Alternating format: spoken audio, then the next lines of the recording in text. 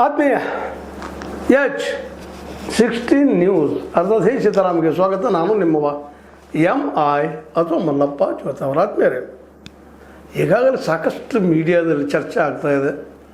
ಮೋದಿಯವರ 12 ವರ್ಷಗಳ ಆಡಳಿತದ ವಿಮರ್ಶೆಗಳು ನಡೀತಾ ಇದ್ದಾವೆ. ಗೋಧಿ ಮೀಡಿಯಾ ಅಂತೂ ಭಾಳಷ್ಟು ಇವರು ಯಶಸ್ವಿಯಾಗಿದ್ದಾರೆ, ಶ್ರೇಷ್ಠ ಆಗಿದೆ, ಹಾಗೆ ಹೀಗೆ ಹೇಳ್ತಾ ಇದ್ದಾರೆ. ಇರ್ಬೋದು ಅವ್ರ ದೃಷ್ಟಿಯಲ್ಲಿ. ಆದರೆ ವಾಸ್ತವವಾಗಿ ಏನಾಗಿದೆ, ಅದರಲ್ಲೂ ನಿಜವಾಗಿಯೂ ನೆಹರೂರವ್ರಿಗಿಂತಲೂ ಹೆಚ್ಚು ಅವಧಿಯವರೆಗೆ ಆಳಿದಾರ. ಅವರು 16 ವರ್ಷ ಆಳಿದ್ರಂತದ, ಇವರು 12 ವರ್ಷ ಆಳಿದಾರ. ಹೋಗ್ರಿ, ಒಂದು ಸಹಜ ಲೆಕ್ಕ 47ರಿಂದ 57, 10, 62 ತನಕ ಎಷ್ಟಾಯ್ತು ರೀ? 62 ತನಕ 15 ವರ್ಷ ಅವ್ರು ಆಳಿದರು. ಇವ್ರು ಹೆಂಗೆ ನೆಹರೂರವ್ರ ದಾಖಲೆಯನ್ನು ಯಾವ ರೀತಿಯಾಗಿ ಮುರಿದ್ರು ಅವರು ಹೇಳ್ಬೇಕು. ಅದಕ್ಕೆ ಇರಲಿ, ಮೋದಿಯವರು ವಿಶ್ವಾಸ, ವಿಕಾಸ, ಜನಕಲ್ಯಾಣ ಅಂತೇಳಿ ಒಂದು 3 ಸ್ಲೋಗನ್ಗಳನ್ನ ಹಾಕ್ಕೊಂಡು ನಾವು ಯಶಸ್ವಿಯಾಗಿದ್ದೀವಿ ಅಂತ ಅಡ್ವರ್ಟೈಸ್ ಕೊಟ್ಟಿದ್ದಾರೆ. ವಿಶೇಷವಾಗಿ ನಾವು ಭಾಳ ಸಾಧಿಸಿದ್ದೀವಿ ಅಂತ ಹೇಳ್ಕೊಳ್ತಾ ಇದ್ದಾರೆ. 12 ವರ್ಷ ಸಾಧನೆ ಆಗಿದೆ ಅಂತೇಳಿ. ನಿಜವಾಗಿಯೂ ಆಗಿದ್ದಾನ. ಬಡವರ ಕಲ್ಯಾಣ ಅಂತ ಮೊದಲು ಕೊಡ್ತಾ ಇದ್ದಾರೆ. ಅದರಲ್ಲೇ 81 ಕೋಟಿಗೂ ಹೆಚ್ಚು ಜನರಿಗೆ ಪ್ರತಿ ತಿಂಗಳು ಉಚಿತ ಪಡಿತರ ಕೊಡ್ತೀವಪ್ಪ ನಾವು ಅಂತ ಹೇಳ್ಕೊಂಡಿದ್ದಾರೆ. ಅಂದ್ರೆ ಈ ದೇಶದಲ್ಲೇ 81 ಕೋಟಿ ಬಡವರಿದ್ದಾರಪ್ಪ. ಅದರಲ್ಲೂ ಏನಪ್ಪ ಅಂದ್ರೆ BPL ಕಾರ್ಡ್ ಹೊಂದವರಿದ್ದಾರೆ ಅನ್ನುವಂಥದ್ದು ಇದರಿಂದ ಸ್ಪಷ್ಟ ಆಗ್ತದೆ. ಅಕ್ಕಿ ಕೊಟ್ಟರು, ಹೊಟ್ಟೆಗೆ ಅನ್ನ ಹಾಕಿದ್ರು ಸರಿ, ಆದ್ರೆ ಬಡತನ ಹೋಗ್ತೀವಿ. ಮಲ್ಟಿ ಡೈಮೆನ್ಷನಲ್ ಪಾವರ್ಟಿ ಅಂತೇಳಿ ಮಾಡಿ 25 ಕೋಟಿ ಜನರಿಗೆ ನಾವು ಏನು ಮಾಡಿದಪ್ಪ ಅಂತ ಬಡತನದ ಮೇಲೆ ಎತ್ತಿದ್ವಿ ಅಂತ ಹೇಳ್ಕೊಳ್ತಾರೆ. ಇಲ್ಲಿ ಎತ್ತಿದ್ದೆಲ್ಲೇ ಅಂದ್ರೆ ಯಾಕೆ ಪ್ರಶ್ನೆ ಮಾಡ್ತಾಯಿದ್ದೀನಿ, ಎಲ್ಲರೂ ಯಾಕೆ ಪ್ರಶ್ನೆ ಮಾಡ್ತಾಯಿದ್ದಾರೆ ಎಲ್ಲರೂ ಅಂತಂದ್ರೆ, ಇದು 81 ಕೋಟಿ ಮಂದಿ ಬಡವರಿದ್ದಾರೆ. ಮತ್ತು 4 ಕೋಟಿಗೂ ಹೆಚ್ಚು PM ಆವಾಸ್ ಮನೆಗಳು, 10.5 ಕೋಟಿಗೂ ಹೆಚ್ಚು ಉಜ್ವಲ LPG ಸಂಪರ್ಕಗಳು ಮತ್ತು 12 ಕೋಟಿಗೂ ಹೆಚ್ಚು ಶೌಚಾಲಯಗಳನ್ನು ಜೀವನವನ್ನು ಸುಲಭಗೊಳಿಸಿವೆ ಅಂತ ಹೇಳಿ ಕೊಡ್ತಾ ಇದ್ದಾರೆ. ಈಗ ಉಜ್ವಲ ಬಗ್ಗೆ ಹೇಳಿದಾಗ, ಉಜ್ವಲದ ರೇಟ್ ಕೊಟ್ಟು ಬಡವ್ರು ಕೊಡ್ಲಿಕ್ಕೆ ಸಾಧ್ಯನ? ಇವತ್ತು 1,000 ಅದ ಈಗ ಹೆಚ್ಚು ಕಡಿಮೆ ಕೊಟ್ರಿ. ಆದ್ರೆ ಇವತ್ತು ಅದನ್ನು ಉರುವಲ್ ಮಾಡಿಕೊಂಡು ಕಟ್ಟಿಗೆನ ಹಾಕ್ಕೊಳ್ತಾ ಇದ್ದಾರೆ ಪಾಪ ಹೆಣ್ಮಕ್ಳವರು. ಹೆಣ್ಮಕ್ಳಿಗೆ ನೀರು ಬರಬಾರ್ದು ಮಾಡ್ಬೋದು. ನೀವು ಒಳ್ಳೆ ಉದ್ದೇಶಗಳು ಮಾಡಿದ್ರಿ, ಆದರೆ ಎಲ್ಲರಿಗೂ ಆಯ್ತಾ ಅಂತ. ಇಲ್ಲೇ ನಮ್ಮ ದೇಶದಲ್ಲೇ 145 ಕೋಟಿ ಜನಸಂಖ್ಯೆ ಅದ. ನೀವು ಎಷ್ಟು ಕಟ್ಟಿದ್ರಪ್ಪ ಈ 12 ವರ್ಷದಾಗ? 10.5 ಕೋಟಿ ಉಜ್ವಲ ಕೊಟ್ರಿ. PM ಆವಾಸ್ ಮನೆಗಳು 4 ಕೋಟಿ ಕೊಟ್ರಿ. 4 ಕೋಟಿ ಎಲ್ಲರಿಗೂ ಬಡವರಿಗೆ ಆಯ್ತಾ? 81 ಕೋಟಿ ಜನಸಂಖ್ಯೆ ಅದರಲ್ಲೇ ಬಡವರು.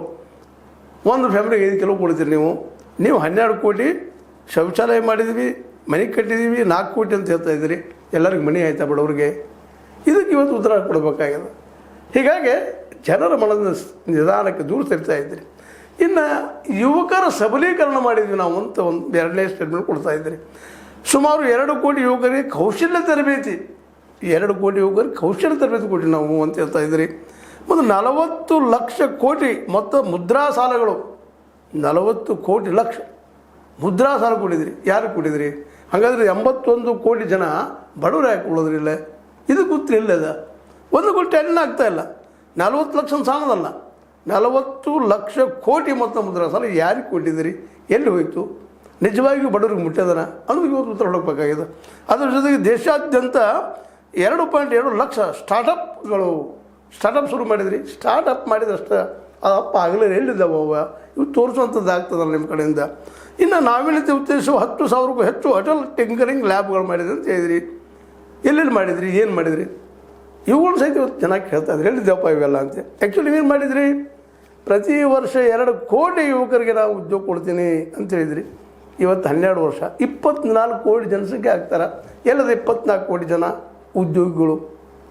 ಆ 24 ಕೋಟಿ ಜನ ಉದ್ಯೋಗಗಳಾಗಿದ್ರೆ ಇವತ್ತು ನಿರುದ್ಯೋಗ ಸಮಸ್ಯೆನೂ ಇರ್ತಿರಲಿಲ್ಲ ಅಲ್ವಾ? ಹೇಳ್ರಿ, ಸತ್ಯವನ್ನು ಹೇಳ್ರಿ. ಆಗಿಲ್ಲ ಅನ್ನೋದನ್ನು ಒಪ್ಪಿಕೊಳ್ರಿ, ಹೋಗ್ಬಿಡ್ರಿ. ಇನ್ನು ರೈತರ ಕಲ್ಯಾಣ ಅಂತ ನೀವು 3ನೇದಾಗಿ ಹೇಳ್ಕೊಡ್ತಾ ಇದ್ರಿ. PM ಕಿಸಾನ್ ಅಡಿಯಲ್ಲಿ 4.3 ಲಕ್ಷ ಕೋಟಿ ವಿತರಣೆ ಮಾಡಿದೆ ಅಂತ ಹೇಳಿ ಇಲ್ಲಿವರೆಗೆ.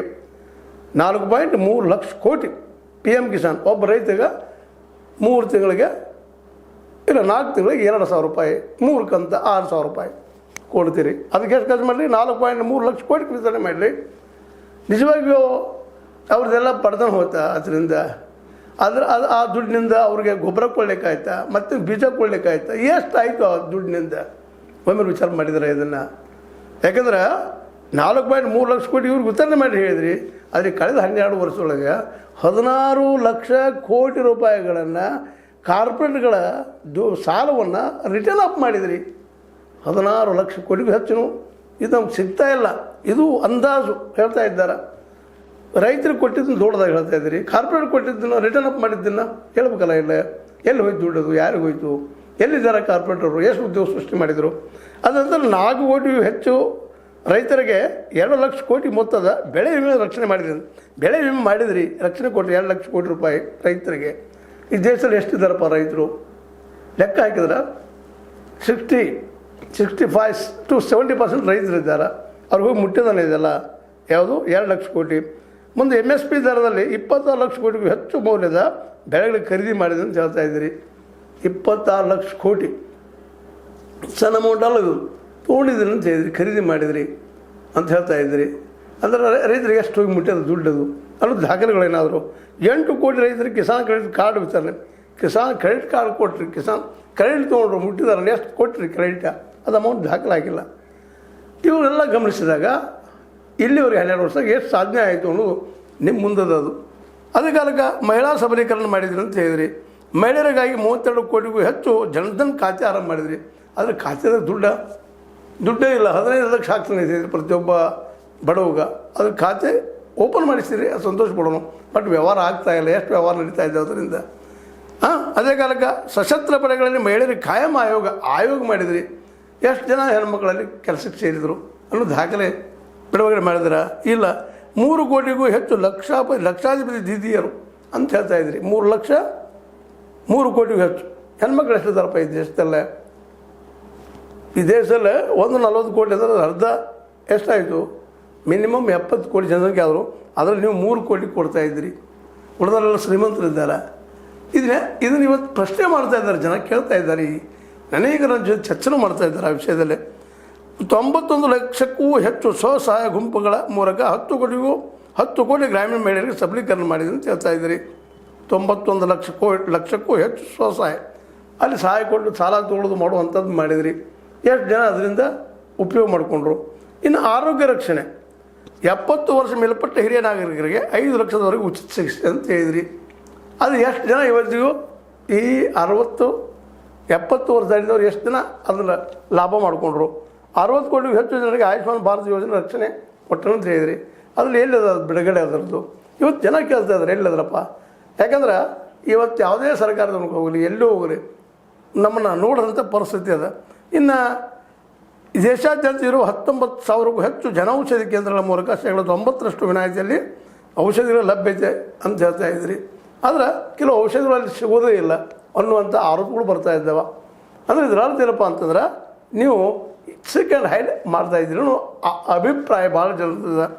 ಮಧ್ಯಮ ವರ್ಗ ಅವ್ರಿಗೆ ಆದಾಯದಲ್ಲಿ ವಿಮುಕ್ತಿ ಮಾಡಿದ್ರಿ. 12.75 ಲಕ್ಷದವ್ರಿಗೆ ತೆರಿಗೆ ಮುಕ್ತಿ ಮಾಡಿದ್ರಿ. ಅದು ಎಷ್ಟು ಮಟ್ಟಿಗೆ ಲಾಭ ಆಗಿದೆ ಅವ್ರು ಹೇಳಬೇಕು. ಇನ್ನು ಉಡಾನ್ ಯೋಜನೆಯಡಿ 1.6 ಕೋಟಿಗೂ ಹೆಚ್ಚು ಪ್ರಯಾಣಿಕರಿಗೆ ಕೈಗೆಟುಕುವ ದರದಲ್ಲಿ ವಿಮಾನ ಪ್ರಯಾಣ ಮಾಡಿಸಿದ್ರಿ. ವಿಮಾನದ ಪ್ರಯಾಣ ಮಾಡೋರು ಯಾರು? ಅನುಕೂಲಸ್ಥರು, ದುಡ್ಡು ಇದ್ದಂಥವ್ರು, ಅವ್ರಿಗೆ ಅನುಕೂಲ ಆಗುವಂಥದ್ದು ಮಾಡಿದರೆ ಅಡ್ಡಿ ಇಲ್ಲ. MBBS ಸೀಟುಗಳ ಸಂಖ್ಯೆ 150% ಹೆಚ್ಚಳ, ಪ್ರಸ್ತುತ ಸುಮಾರು 1.3 ಲಕ್ಷಕ್ಕೆ ಏರಿಕೆ. ಹೆಚ್ಚು ಮಾಡಿದ್ರಿ, ಅಡ್ಡಿ ಇಲ್ಲ. ಆದ್ರೆ ಈ ಹೆಚ್ಚು ಮಾಡಿದ್ದರಿಂದ ಇದು ಎಲ್ಲ ಮಕ್ಕಳಿಗೆ ಸಿಗುವಂಗೆ ಆಯ್ತಾ MBBS ಸೀಟುಗಳು ಅನ್ನುವಂಥದ್ದು. ಇವು ಅನೇಕ ಹಿಂಗೆ ರಾಷ್ಟ್ರ ನಿರ್ಮಾಣದಲ್ಲೇ ರೋಡ್ಗಳು ಮಾಡಿದ್ರ ಬಗ್ಗೆ, ಅಟಲ್ ಸೇತು ಬಗ್ಗೆ, ಸುದರ್ಶನ್ ಸೇತು, ಚೆನಾಬ್ ಸೇತು ಮಾಡಿದ್ವಿ, ಎಲ್ಲ ಹೇಳ್ಕೊಂಡಿದ್ದೀರಿ, ಅಡ್ಡಿ ಇಲ್ಲ. ಅಯೋಧ್ಯೆ ರಾಮ ಮಂದಿರದ ಬಗ್ಗೆ ನಿರ್ಮಾಣ ಮಾಡಿದ್ದೀರಿ, ಸತ್ಯದ. ಕಾಶಿ ವಿಶ್ವನಾಥ್ ಧಾಮ್, ಮಹಾಲೋಕ್ ಮತ್ತು ಕೇದಾರ್ನಾಥ್ ಧಾಮಗಳ ಭವ್ಯ ರೂಪೀಕರಣ ಮಾಡಿದ್ರಿ ಅಂತ ಹೇಳಿದಿರಿ.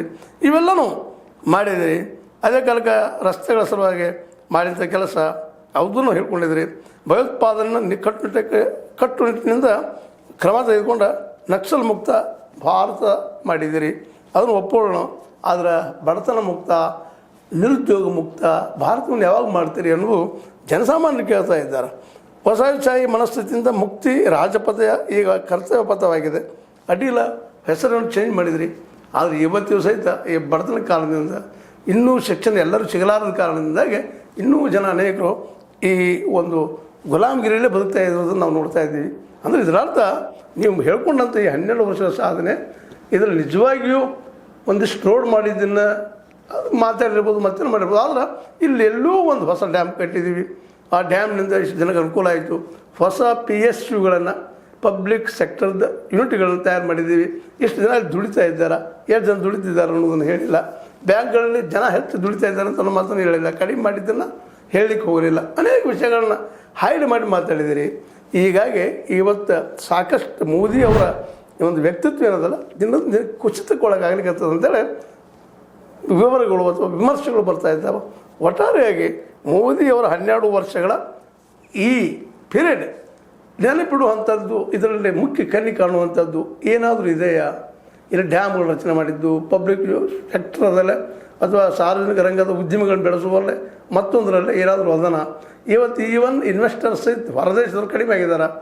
ಇದು ಸೆಬಿ ರಿಪೋರ್ಟ್ಗಳು ಹೇಳ್ತಾ ಇದ್ದಾವೆ. ಒಟ್ಟಾರೆಯಾಗಿ ತಮ್ಮ ಬಗ್ಗೆ ತಾವು ಹೇಳ್ಕೊಳ್ಳೋದ್ರಲ್ಲೂ ಸಹಿತ ಅನೇಕ ಮುಚ್ಚುಮರೆಗಳನ್ನು ಮಾಡಿದ್ದರಿಂದಾಗಿ ಸಹಜವಾಗಿ 12 ವರ್ಷಗಳಲ್ಲೇ ನಾವು ಸಾಧನೆ ಮಾಡಲಿಲ್ಲ ಅಂತ ಹೇಳ್ತಾ ಇಲ್ಲ. ಆದರೆ ಯಾವ ಪ್ರಮಾಣದಲ್ಲಿ ಆಗಬೇಕಾಗಿತ್ತು ಅದು ಆಗಿಲ್ಲ ಅನ್ನೋದನ್ನು ಇಲ್ಲಿ ಮರಿಲಾರ ನಾವು ದಾಖಲಿಸಬೇಕಾಗ್ತದೆ. ಜೊತೆಗೆ 12 ವರ್ಷ ಸುದೀರ್ಘ ಆಳಿದರು ಅನ್ನುವಂಥ ಮಾತು ಹೇಳ್ಕೊಂಡಿದ್ದಾರೆ ಮೋದಿಯವರು ಮತ್ತು ಅವ್ರ NDA ಕೂಟದವರು. ಆದರೆ ನಮ್ಮ ನೆಹರು ಅವರು ಎಷ್ಟು ವರ್ಷ ಆಳಿದರು ಅನ್ನೋದು ದಾಖಲೆಗಳಿದ್ದಾವೆ. ಅದು ಯಾವ ಆಧಾರ ಮೇಲೆ ನೆಹರುವಿಗಿಂತಲೂ ಹೆಚ್ಚಿಗೆ ಆಳಿದರು ಅನ್ನೋದನ್ನು ಅವರು ಹೇಳಿದರು ಅನ್ನೋದು ಇಲ್ಲಿ ನೋಡಬೇಕಾಗಿದೆ. ಏನೂ ಇರಲಿ, ಮೋದಿಯವರ ತಮ್ಮ ಆಡಳಿತದಲ್ಲಿ ಸಾಧನೆಗಳ ಬಗ್ಗೆ ಹೇಳ್ಕೊಂಡಿದ್ದಾರೆ. ಅದರಲ್ಲಿ ಕೆಲವೊಂದಿಷ್ಟು ಸಂಶಯಗಳು ಮೂಡಿದ್ರಿಂದಾಗಿ ತಮ್ಮೊಂದಿಗೆ ಇದನ್ನು ಚರ್ಚೆ ಮಾಡಿದ್ದೀವಿ. ಅನೇಕ ಮೀಡಿಯಾಗಳಲ್ಲಿ ಕೆಲವೊಂದಿಷ್ಟು ಸೋಷಿಯಲ್ ಮೀಡಿಯಾದಲ್ಲಿ ಚರ್ಚೆ ಆಗ್ತಾ ಇದ್ದಾವೆ. ನಾವು ಮಾಡಿದ್ದು ನಿಮಗೆ ಅಥವಾ ಚರ್ಚೆ ಮಾಡಿದ್ದು ಸರಿ ಅನಿಸಿದ್ರೆ ಸರಿ ಅಲ್ರಿ, ತಪ್ಪಲ್ಲಿ ಕಾಮೆಂಟ್ ಮಾಡಿರಿ, ಏನು ತಪ್ಪಿಲ್ಲ. ಯಾಕಂತಂದ್ರೆ ಇದು ಕಣ್ಣಿಗೆ ಕಾಣುತ್ತಿರುವ ಸತ್ಯಗಳು ಅಂತೇಳಿ. ಒಟ್ಟಾರೆಯಾಗಿ ಬಡತನ ಮುಕ್ತ ಆಗಲಿಲ್ಲ, ಹಸಿವು ಮುಕ್ತ ಆಗಲಿಲ್ಲ, ಅದೇ ಕಾಲಕ್ಕೆ ನಿರುದ್ಯೋಗ ಮುಕ್ತ ಆಗಲಿಲ್ಲ. ಇವೆಲ್ಲ ಆಗಬೇಕಾಗಿಷ್ಟಲ್ಲೇ ಪ್ರತಿ ವರ್ಷ 2 ಕೋಟಿ ಯುವಕರಿಗೆ ಯುದ್ಧ ಕೊಡಿಸಿದ್ರೆ, 2 ಕೋಟಿ ಯುವಕರಿಗೆ ಉದ್ಯೋಗ ಕೊಡಿಸಿದ್ರೆ ನಿಶ್ಚಿತವಾಗಿಯೂ ಇವತ್ತು ಏನಪ್ಪ ಅಂದ್ರೆ ಇಡೀ ದೇಶ ಸಮೃದ್ಧ ಆಗ್ತಾಯಿತ್ತು. ಅದರದಾಗಿಲ್ಲ. ಇದಕ್ಕೆ ಉತ್ತರ ಮೋದಿಯವರು ನೀಡಬೇಕಂತ ಹೇಳ್ತಾ, ಇದು ನಿಮ್ಗೆ ಲೈಕ್ ಆಗಿರ್ಬೋದು. ಲೈಕ್ ಮಾಡಿ, ಶೇರ್ ಮಾಡಿ, ಕಾಮೆಂಟ್ ಮಾಡಿ, ಜೊತೆ ಸಬ್ಸ್ಕ್ರೈಬ್ ಮಾಡಿ. ನ್ಯೂಸ್ ಅರ್ಥ ದೇಶ ಥರ ಇದು ಸತ್ಯದ ಕೈಗಂಡಿ ವಂದನೆಗಳು.